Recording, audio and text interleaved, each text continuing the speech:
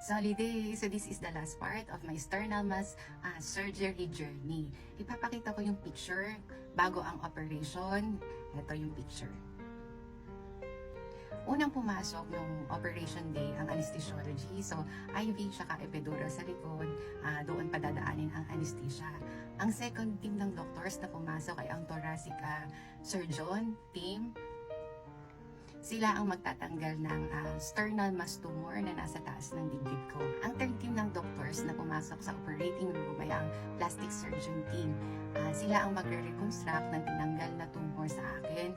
Bakit kailangan ng reconstruction? Dahil sa severity ng procedure. Tinanggal ang aking sternum at ang tatlong ribs dahil doon dumikit yung tumor. Ipapakita ko sa inyo yung picture ng aking x-ray result after ng aking operation. Nilagyan ako ng tatlong titanium plates, mesh at screws sa sternum at rib. So, 24 hours akong nasa recovery room after ng aking operation. Nagpapasalamat ako sa aking mga doctors. Una kay Dr. Russell Querol na napakagaling, napakabait, and thoracic team. Pangalawa ay ang plastic surgeon ko, si Dr. JJ Cruz. Napakabait na doktor, accommodating. Yan, and kay Dr. Grace Catalan ng anesthesiologist and team. At sa aking pulmonologist, kay Dr. Tan and team. Maraming salamat.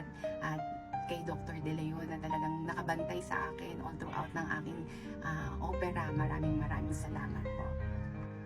So this reminds me in Exodus 15:26, I am the Lord who heals you. So follow me, like, comment, and share mga kasoli.